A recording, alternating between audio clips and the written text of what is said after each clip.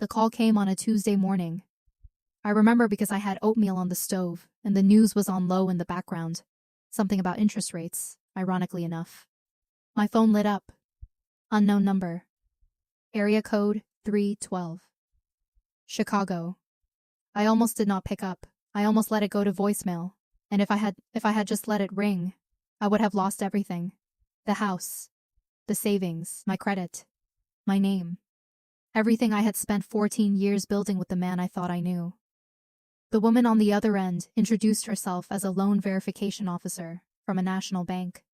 She said she was calling to confirm a few details before processing a recently submitted mortgage application. I told her I had not applied for a mortgage. There was a brief silence. Then she asked me to confirm my full name, my social security number, and my date of birth. She had all three. They were all correct, and the loan application for $760,000 had been submitted 3 days earlier, with my name on it, my credit history, my income documentation, my signature, a signature I had never written. Let me take you back, because you cannot understand what happened without understanding what I had, what we had, or what I believed we had. My name is Rachel Donovan, and in October of 2021, I was 39 years old, living in a 4-bedroom colonial in Naperville, Illinois, with my husband of 11 years, Marcus Donovan. Say that name. Hold it for a second. Because for a long time, that name meant safety to me. We met in our late 20s at a fundraiser for a children's hospital in the Lincoln Park neighborhood of Chicago. He was wearing a dark navy blazer and laughing too loudly at something his colleague said. I remember thinking he had a good laugh, the kind that fills a room without demanding attention. He was in commercial real estate. I was a senior project manager at a mid-sized logistics firm in the Loop. We were both driven, both practical, both a little too busy to be falling in love. And yet, we got married in 2010. Bought the house in Naperville in 2013. It was a stretch financially, but Marcus was confident. He had always been confident about money. That was one of the things I loved about him early on. He moved through financial decisions the way some people move through a room they have memorized. Steady. Assured. No hesitation. I should have paid more attention to what that actually looked like. We had 2 kids, Emma, who was 9 in 2021, and Caleb, who had just turned 7. We had 2 cars, a dog named Scout, a shared savings account, a shared investment portfolio, and what I genuinely believed was a shared future. I was wrong about that last part.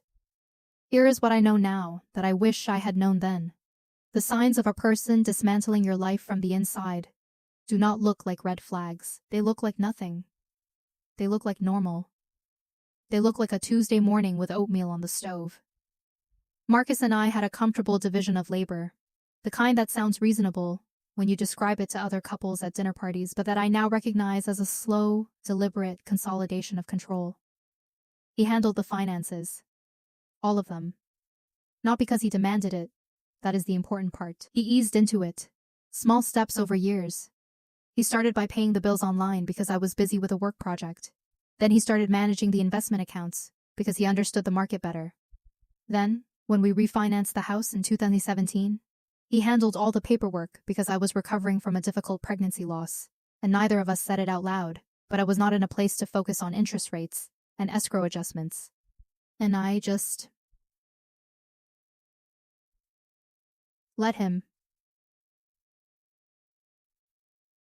I want to be honest about that. I was not an idiot. I was not naive. I was a woman who was tired and trusted her husband, and had been quietly taught, in 100 small ways over a decade, that this particular domain belonged to him. That is not an excuse. It is a confession. By 2021, I had not looked at our joint investment account in over 2 years. I had not verified our credit reports. I did not know the password to our online banking portal. Marcus paid our bills, managed our accounts, filed our taxes with a CPA he had chosen, and gave me a monthly summary of where we stood. Always positive, always reassuring. A number on a page. No receipts, no statements, just a number he told me, and a smile I believed. The smell of that kitchen. I go back there sometimes. The oatmeal starting to stick to the bottom of the pot. Scout pacing near the back door. The morning light coming through the window over the sink. Everything ordinary. Everything about to break.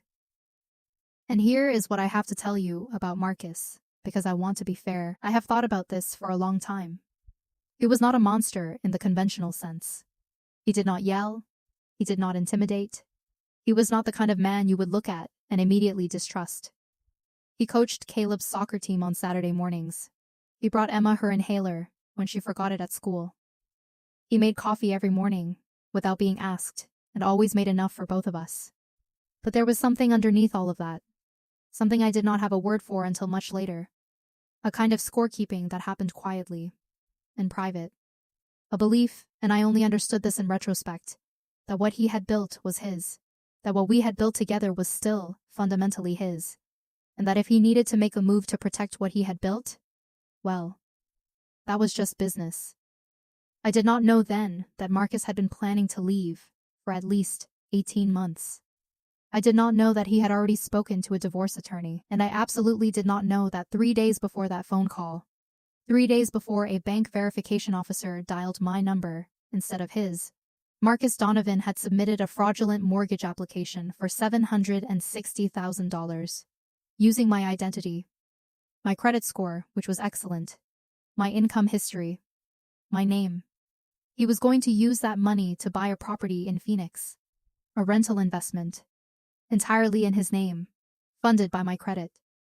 And by the time I would have discovered it, buried in paperwork after a divorce I did not yet know was coming, the debt would already be mine. That was the plan. The bank called me first.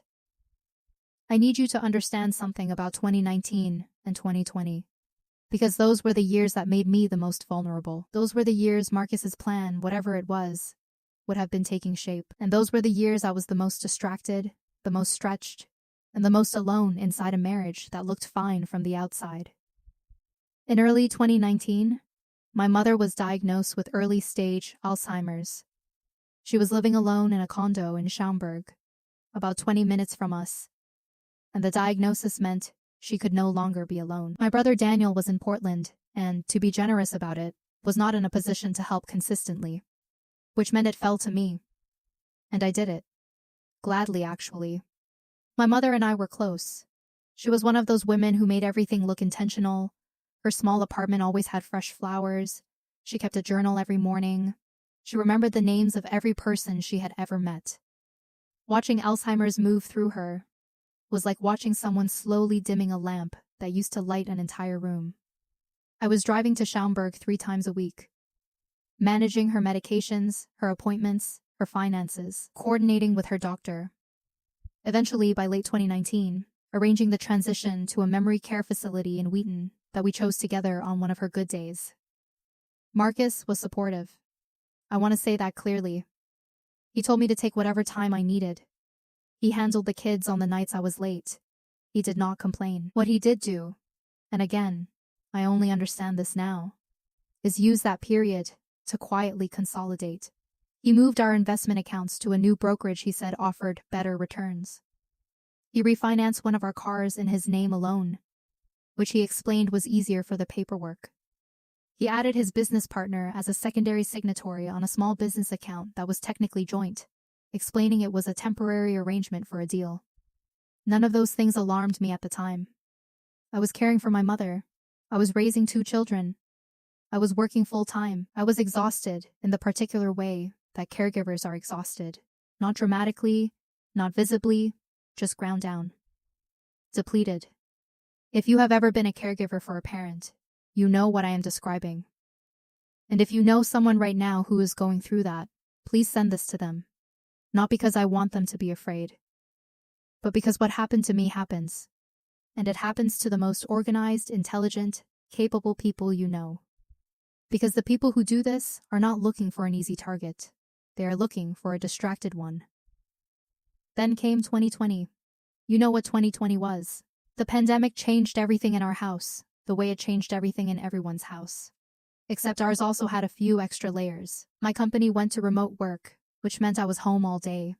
which should have meant I noticed things, but Marcus also worked from home, and his office was the spare bedroom with the door closed, and his business was in commercial real estate, which was in crisis, and the ambient stress of all of it meant that I did not ask questions I should have asked, because I did not want to add pressure to Anne.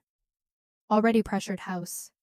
I remember one specific afternoon, in November 2020, Emma and Caleb were doing remote school at the kitchen table. I was on a work call in our bedroom. Marcus came downstairs looking pale. He said a deal had fallen through.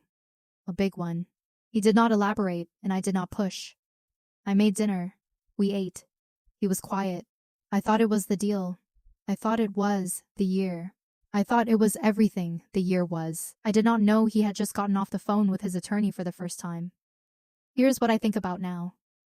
The smell of that dinner. Pasta with jarred marinara, because it was a weeknight, and I was tired. The kids arguing over something minor, Scout under the table waiting for something to drop. Marcus looking at his phone. The refrigerator humming. Everything so ordinary. Everything already in motion. By the time my mother passed in March of 2021, peacefully, in the facility in Wheaton, on a morning when the sun came through her window in a way she would have described as beautiful, I was worn down to something thin. I grieved hard. I returned to work. I tried to be present for my kids. I told Marcus I wanted us to take a vacation that summer. Just the four of us. Somewhere quiet. He said yes. He booked nothing. I remember thinking that fall, September, October of 2021, right before the call, that something had shifted between us. Not dramatically. Nothing I could name or point to. More like the way a room feels different when someone has moved the furniture a half inch. Everything looks the same. But you keep bumping into things. He had stopped initiating conversations. He was present physically, but somewhere else entirely. He answered questions with a minimum number of words. He was not unkind, exactly, but there was a quality to his attention that had changed. Like he was already somewhere else, and was just waiting for the logistics to catch up. I told myself it was stress. Work. The lingering weight of the pandemic years. I did not tell my therapist, because I had stopped going to therapy after my mother died, because I could not justify the time. I did not tell my friend Karen, because the last time I tried to talk about my marriage, she said something like, all marriages have seasons, and I did not have the energy to disagree. I stayed quiet. I watched. I waited for things to return to what they had been, and on a Tuesday morning in October 2021, with oatmeal on the stove and the news on low, my phone rang. And the bank called me first. That call, that one phone call from a woman doing her job, was the moment everything split in two, before and after. And what came after was the longest, most precise, most devastating audit of my own life that I have ever had to perform. But we are not there yet. Because before I tell you what I did, I need to tell you what I found. And what I found will make you question every quiet moment you have ever let slide in a relationship where someone else held the keys. Part 2 is coming, and it is where this story stops being about alone and starts being about a decade of preparation. Before we get there, I have to ask you something honestly, because I have been sitting with this for a long time, and I genuinely want to know. If your bank called you about a loan you had never applied for, a loan for $750,000, would you have known what to do? Would you have known who to call first? Would you have had access to your own financial records? Be honest with yourself. Because I was a smart, employed, educated woman, and I did not know, and that is exactly what Marcus counted on. If that question hit close to home, stick around. Part 2 is where I stop being stunned and start being strategic. And that is when this story gets very different. Her name was Diane. Diane Kowalski. Loan verification. Midwest Regional Processing. She had a calm, measured voice. The kind of voice you train yourself to have when you deliver uncomfortable information to strangers for a living. She was not alarmed. She was procedural. And that procedural calm was somehow the most frightening thing about the entire call. She asked me to confirm whether I had, in the last 7 business days, authorized or co-authorized a mortgage application for a residential investment property located in Phoenix, Arizona, in the amount of $760,000. I said no. She asked me to confirm my name, my social security number, and my date of birth. I confirmed all 3. She told me that all 3 matched the application on file. She told me the application had been submitted electronically 3 days prior. She told me the supporting documentation, pay stubs, tax returns, a credit authorization form, had all been uploaded digitally. She asked me if I wanted to proceed with the verification or flag the application as potentially fraudulent. I stood at the kitchen stove. The oatmeal had begun to burn. I could smell it. That scorched, grainy smell. Scout had stopped pacing and was sitting perfectly still, watching me the way dogs do when they sense something has changed in the room. I turned off the burner. I set down the wooden spoon, and I told Diane Kowalski to flag the application as potentially fraudulent. She thanked me. She gave me a reference number. She told me I would receive a written notice within 48 hours, and that the application would be placed on hold pending investigation. She told me I should contact my local law enforcement and the Federal Trade Commission. She told me to pull my credit reports immediately from all 3 bureaus. She was helpful. She was thorough. She had no idea that the person whose name was on that fraudulent application was standing in her own kitchen, married to the man who had submitted it. Because at that point, I did not know that either.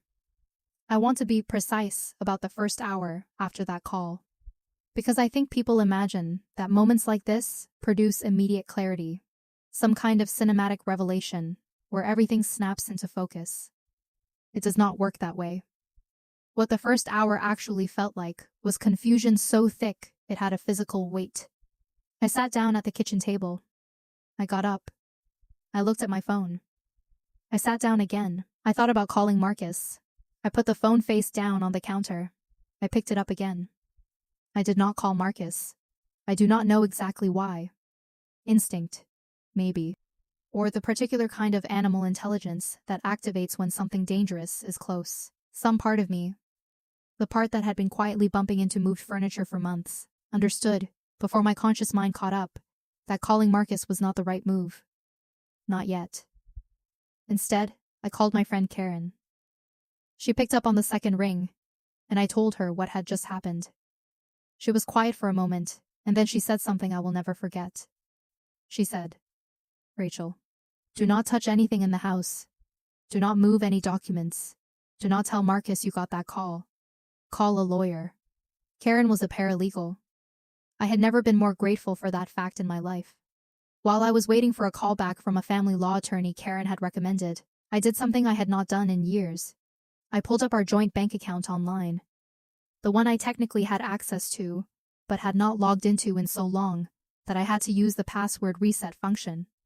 It took me 11 minutes to regain access to my own financial life. 11 minutes. Think about that. What I found when I got in was not chaos. That is the thing I want you to understand. It was not obviously wrong. It was not a glaring red number, or a missing zero or a line item that screamed fraud. It was subtler than that. It was a picture that looked basically right, but that once you started looking, kept producing small questions that did not have clean answers. Our joint savings account had a balance that was lower than I expected. Not dramatically, about $40,000 lower than the number Marcus had given me in his last summary, which had been in August. 2 months earlier. He had told me we were sitting at $112,000. We were sitting at $71,000. $41,000. Missing. In 2 months, there were 3 transfers in September. Each one to an account I did not recognize. Each one labeled with a note that said simply, investment transfer. I wrote down the account numbers on a notepad. My hand was very steady. I noticed that, and it surprised me. I had expected my hand to shake. Then I pulled my credit reports. All 3 bureaus, one after another. And here is where it started to become something I could not rationalize away. Because on 2 of the 3 reports, there were hard inquiries I did not recognize. one from the bank that had just called me, 2 others, one from a lender in Arizona and one from a private credit company based in Nevada from earlier that year, March and June. Someone had been running credit checks on me for at least 8 months, and I had not known. Because the monitoring alerts on my credit accounts, which I had set up years ago and completely forgotten about, were going to an email address I no longer used. An old Gmail account from before our marriage that I had abandoned but never deleted. Marcus knew that email address existed. He had helped me set up the new one when we got married. I am going to be very clear about something. I am not telling you this to perform devastation. I am telling you this because I want you to understand the specific, mechanical nature of what had been done. This was not a crime of passion. This was not impulsive. The hard inquiries in March and June told me that someone had been testing the edges of my credit profile months before the actual application. Running checks. Seeing what it could support. Building towards something. It was quiet. It was careful. It was patient. And it had been happening while I was making dinner. While I was driving Emma to her asthma appointments. While I was grieving my mother. While I was in the next room. The attorney called back at 11:47 that morning. Her name was Sylvia Chen. She was direct, thorough, and immediately understood the situation. She told me 3 things in the first 5 minutes of that call. First, do not confront Marcus yet. Second, begin documenting everything immediately. Screenshots, printouts, dates, account numbers. Third, consider whether there were any documents in the house, physical or digital, that Marcus might move, delete, or destroy if he believed he had been discovered. I thought about the filing cabinet in his office, the one with the small lock that he had always handled himself. The one he had told me once, casually, contained client confidentiality documents from work. I told Sylvia about the cabinet. She told me to photograph the outside of it. Do not touch the lock. Do not attempt to open it. Just document that it exists and that it is locked. I photographed it that afternoon while Marcus was on a call in the backyard. The afternoon light in that hallway was flat and pale. The cabinet was gray metal, standard 2-drawer, with a small key lock. Completely unremarkable. The kind of thing you stop seeing after a while. I had stopped seeing it years ago. Here is what nobody tells you about discovering that someone has been systematically dismantling your financial life. They tell you about the anger. They tell you about the grief. They tell you about the betrayal. What they do not tell you about is the spreadsheet. Because that is what the next 3 weeks became. A spreadsheet. A very long, very detailed, very boring spreadsheet. Sylvia walked me through it. We needed to establish a complete picture of our marital assets. What existed, what was missing, where it had gone, and what documentation existed to prove any of it. She connected me with a forensic accountant named Robert Vega. Robert was quiet, methodical, and spoke about financial fraud the way a plumber talks about a blocked pipe, as a problem with a solution, not a catastrophe. I found that enormously helpful. The 3 of us, Sylvia, Robert, and I, worked through it systematically over the course of 3 weeks in October and November 2021. And what that looked like, practically, was this. Every evening after the kids were in bed, I would sit at the kitchen table with my laptop and a notepad, and I would go through every account I could access. I would document every transaction, every transfer, every balance discrepancy between what Marcus had reported to me and what the actual statements showed. Marcus came home every night. We had dinner. He helped with homework. He walked scout. He asked me how my day was, and I told him it was fine. I looked him in the eye and told him it was fine. And then after he went to sleep, I went back to my table and my spreadsheet, and I kept building the case.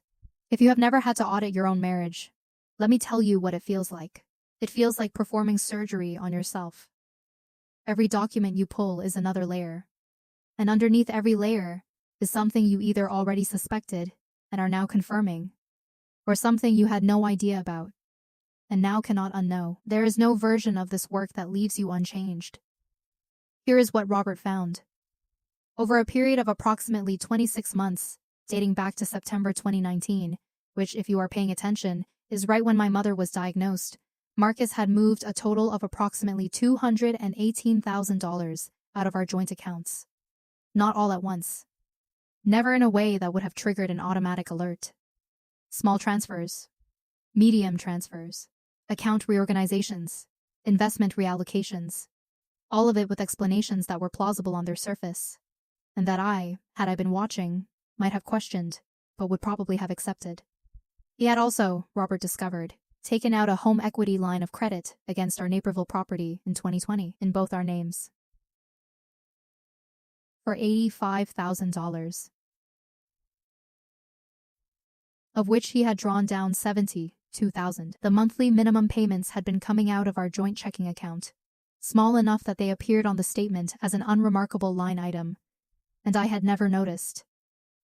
I had never noticed because I had stopped looking at the statements. Because Marcus handled the finances. The fraudulent mortgage application, the one the bank had flagged, was the final piece. Robert explained what it was designed to do. In a divorce proceeding, marital debt is typically divided.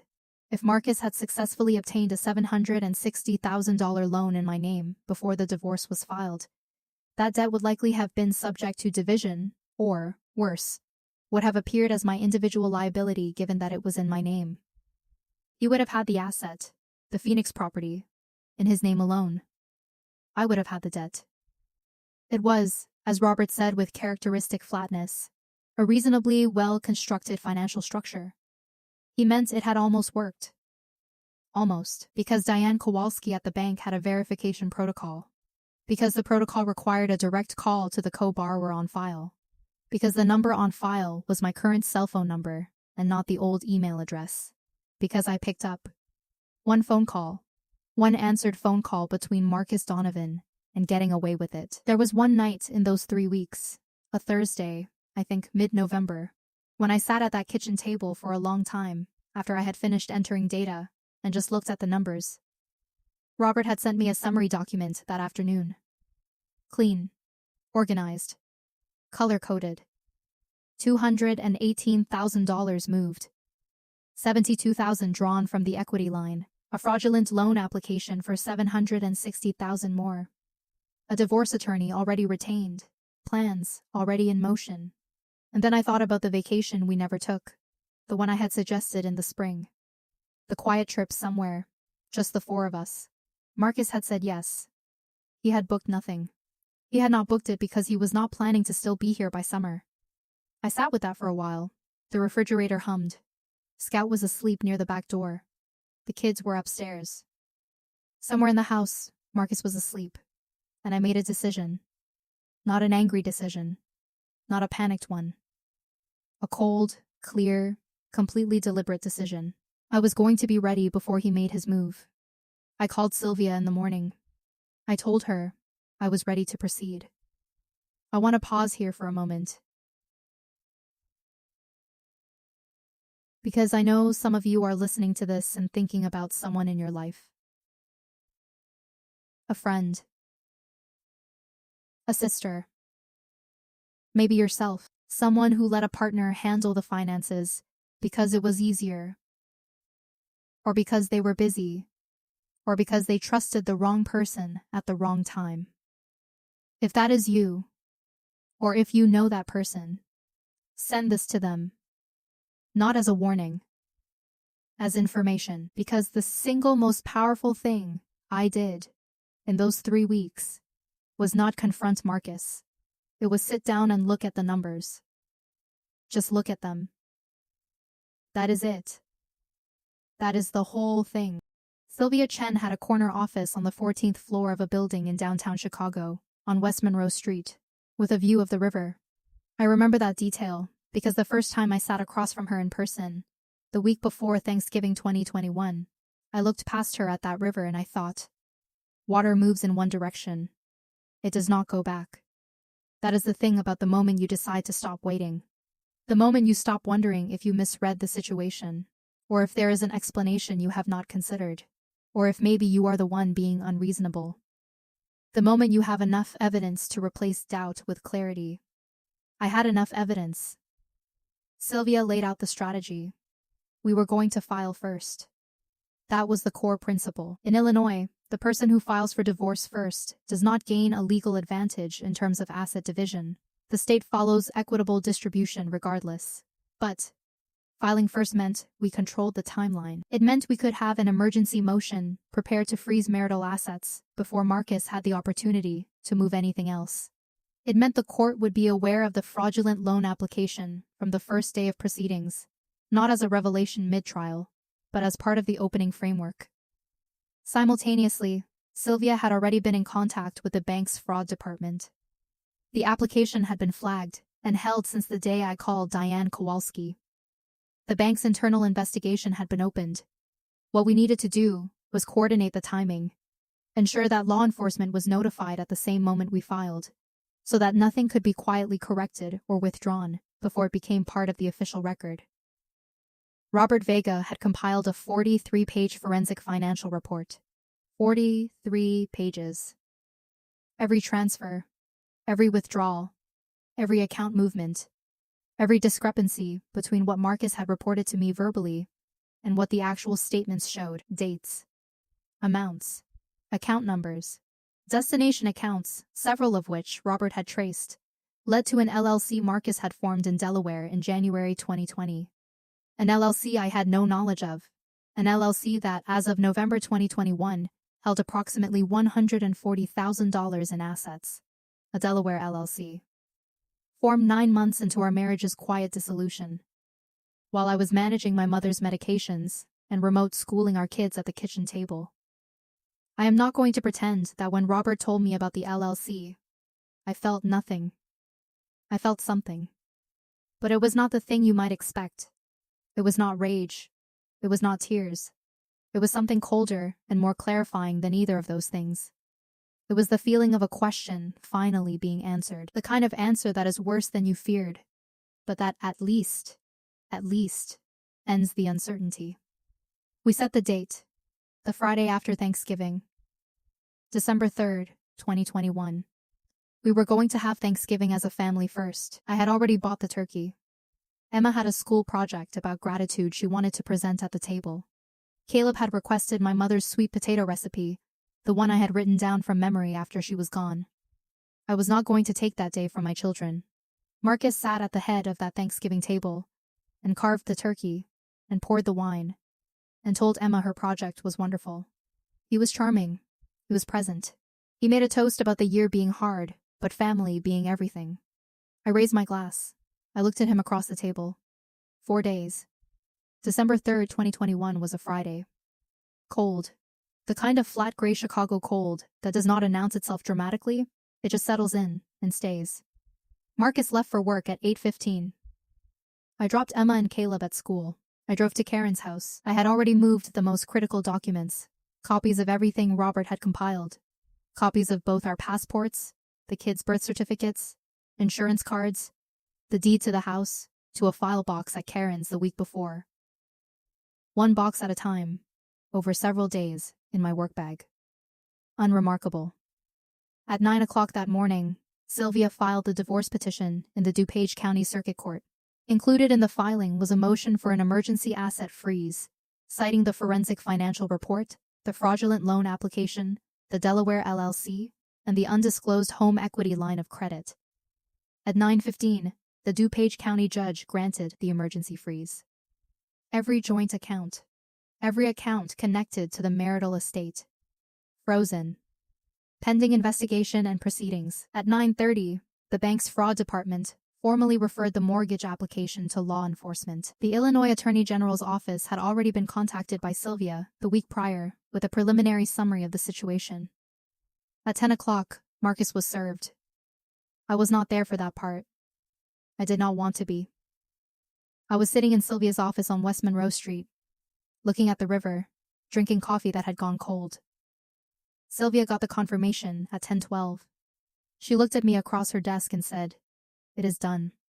I nodded. I did not cry. I did not feel triumphant. I felt the way you feel at the end of a very long drive in the dark. Not joyful, not relieved exactly, just deeply aware that you have arrived somewhere, and that the driving part is over. Marcus called my cell phone at 10:19. I did not answer. He called again at 10:23. I did not answer. He sent a text at 10:25. It said, "Rachel, we need to talk. Call me." I showed it to Sylvia. She said, "Do not respond. Let me handle all communication from this point." I put my phone face down on her desk. Here is what Marcus did not know. What I think he had genuinely not considered as a possibility was that I had been watching. That in the 3 weeks between that phone call and that Friday morning, I had not been sitting still. He had constructed his plan around a version of me that had stopped paying attention. A version of me that was tired and trusting and managing too many things to look closely at the financial statements. That version of me had existed. For real. For years. But she had been on the phone with a forensic accountant every other day for 3 weeks.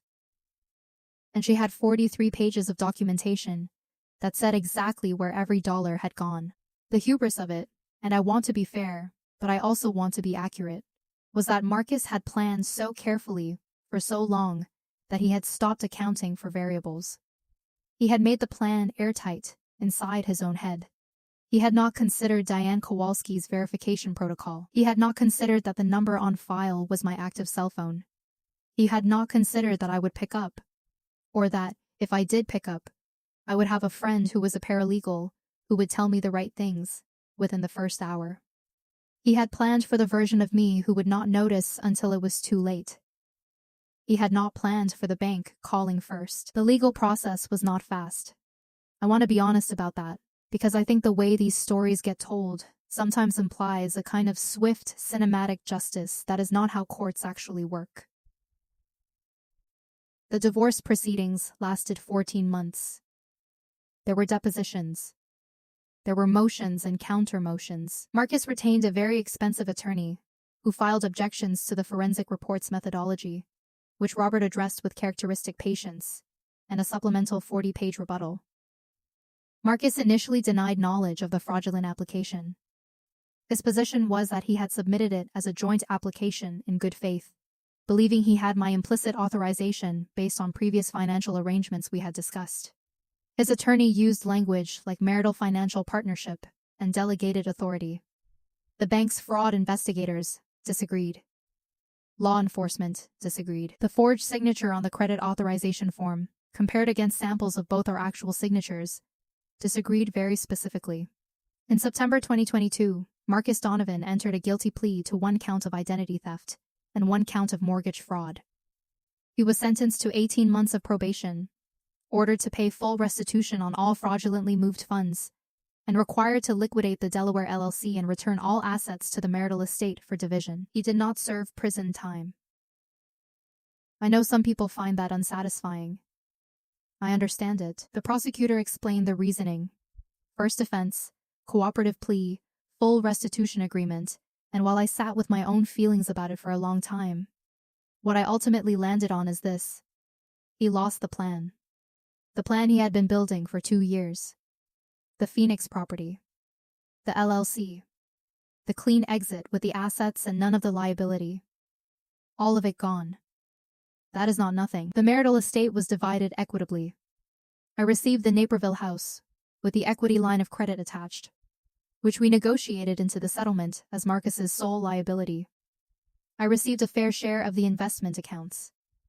I received full legal and physical custody of Emma and Caleb, with Marcus having scheduled parenting time. The fraudulent loan application was formally withdrawn. My credit report was corrected. The hard inquiries were disputed and removed.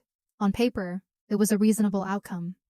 Emma and Caleb still see their father every other weekend and on alternating holidays. Caleb made Marcus a Father's Day card this past June. He drew a picture of the two of them at a soccer game. He spent 40 minutes on it. I watched him work on it at the kitchen table, that same kitchen table, and I kept my face very still. That is the part of this story that does not resolve cleanly. That never resolves cleanly, because the man who forged my signature on a $760,000 loan application is also the man who coached Caleb's soccer team on Saturday mornings. Both of those things are true simultaneously, and the children who carry that contradiction are not statistics. They are my kids. They are the most important people in my life, and no legal outcome changes the fact that their father made a choice that could have financially destroyed their mother, and they will carry knowledge of that, in some form, for the rest of their lives. I think about Diane Kowalski sometimes, the verification officer. I sent a letter to the bank after the legal proceedings concluded, asking if they could pass along my thanks to the employee who had handled my call in October 2021. I do not know if she ever received it. I do not know if she even remembers the call. For her, it was probably a routine verification that flagged a problem and got escalated through the proper channels. 45 minutes of a Tuesday morning. For me, it was everything. I have thought a lot about what I want to say here, at the end of this, because I do not want to wrap this up with a lesson that feels tidy, because nothing about it was tidy. And I do not want to position myself as someone who has figured it all out, because I have not. What I have figured out is this. Financial invisibility inside a marriage is not love. It feels like trust. It presents itself as trust. But it is not trust. It is exposure. And the difference between those two things is something you only fully understand when someone hands you a verification reference number on a Tuesday morning and asks if you want to flag your own life as potentially fraudulent. I know my own account passwords now. I check my credit reports every quarter. I have my own financial advisor. I understand every account connected to my name, and I have alerts set to an email address only I can access. Not because I am afraid. Because I am paying attention. And that is different from fear. That is something I had to learn to call by its right name. There is a quote I read once, I cannot remember where, that said something like, "The most dangerous lies are the ones that require you to stop looking, because they are not lies about what is there. They are lies about what is missing." Marcus did not lie to me about where the money was going. Not entirely. Not at first. He lied to me about the importance of knowing. He made me feel that looking closely was unnecessary, that asking questions was overhead, that the details were his domain, and my trust was enough. My trust was enough for him. It was not enough for me. I know that now. I really do want to know, and I mean this genuinely. What would you have done in my position? Not the revenge part, not the legal strategy. The first hour. After that phone call, would you have known where to look? Would you have had access to your own accounts? Would you have had a Karen? Leave that in the comments. Because I read them. And because I think the answers people give say something true about how prepared most of us actually are for the thing we never think is coming. If this story stayed with you, if it made you think about something in your own life, or someone you know, that is why I share these. Not for drama. For the thing underneath the drama. The real stuff. The oatmeal on the stove, and the refrigerator humming, and the version of ordinary life that holds more danger than we let ourselves acknowledge. Stories like this happen more than we think. That is the whole reason to keep talking about them.